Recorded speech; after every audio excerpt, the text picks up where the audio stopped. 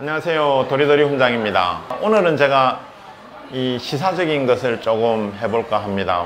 요즘 이 정부에서 법무부 장관을 두고 너무 설왕설래도 많고 뭐가 진실인지도 모르고 어떤 언론의 사태를 보고 오늘 주제를 누가 진실을 말하는가로 잡아봤습니다.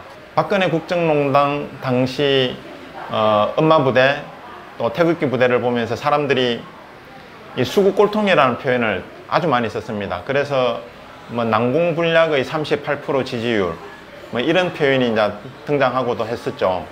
근데 이번 조국 사태를 보면서 제가 느낀 거는 이 수구꼴통 못지않게 또 진보꼴통, 좌파꼴통도 제 느낌으로는 약 한 40%대는 되는 것 같습니다.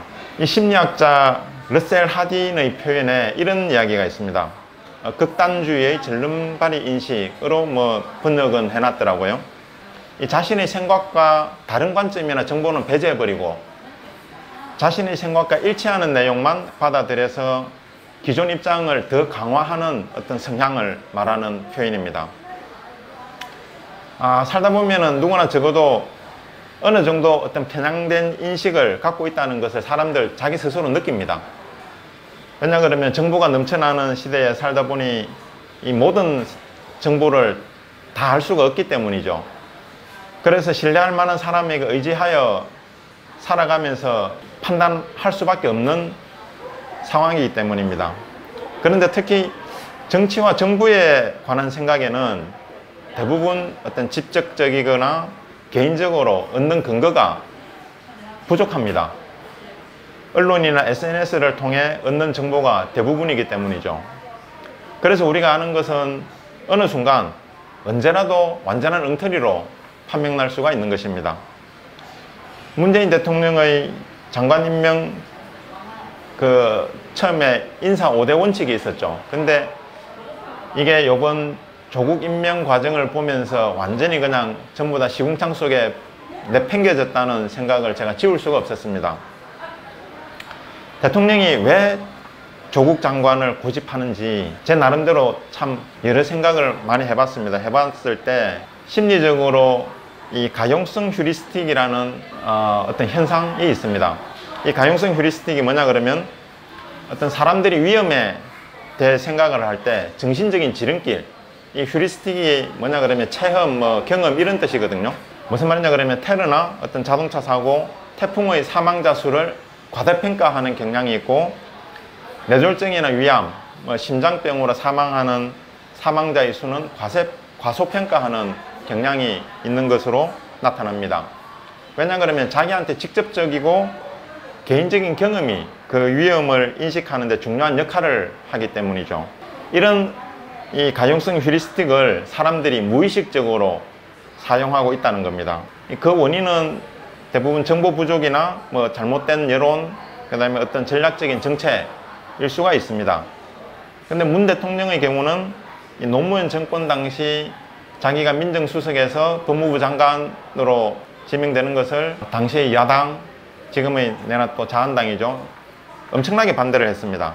그래서 자기가 밀어붙이지 못하고 나중에 김성호 장관이 법무부 장관이 되었는데, 그래서 이 문재인 대통령이 조국 임명을 밀어붙이는 이 이유가 자기의 어떤 그런 개인적인 경험, 이 가용성 휴리스틱을 너무 지나치게 사용하는 그런 결과에서 나온 거라고 제가 보고 있는 겁니다.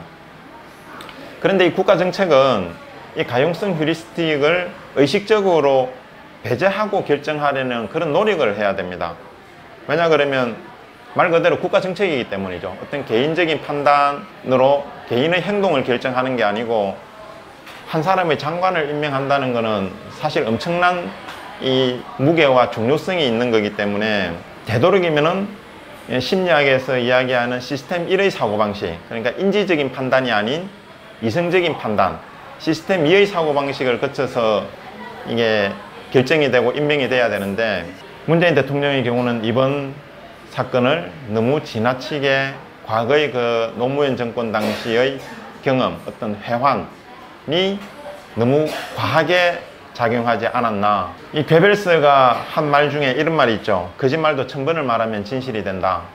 지금 언론에서 어떤 하는 태도, 언론의 태도, 그 다음에 뭐 민주당 지지자들이 하는 태도, 자한당 쪽에서 뭐 머리를 삭발을 하고 하는 태도를 보면 전부 너무 이 편파적이고 일률적인 자기의 주장을 강화하는, 상대방의 주장을 배제하는 이런 현상이 지나치게 나타나고 있습니다.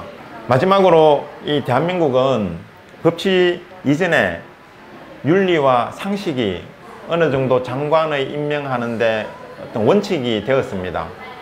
그런데 이번에 조국 장관을 임명하면서 어떤 그런 뭐 덕성도 무시되고 윤리도 무시되고 상식도 무시되고 오직 뭐 법적으로 이상 없으면, 문제되지 않으면 문제없다 라는 원칙이 적용이 된 게 저는 참 안타깝고 아쉽습니다. 이 클라우제비츠라는 그 독일 전쟁론의 저자죠. 이 양반이 마지막 전쟁론에서 이런 말을 했습니다. 불가능한 것을 얻으려고 지금 얻을 수 있는 것을 놓치는 사람은 바보다. 저는 문재인 대통령이 나중에 바보로 평가되지 않기를 진심으로 바랍니다. 오늘은 여기까지 하겠습니다. 도리도리 훈장이었습니다.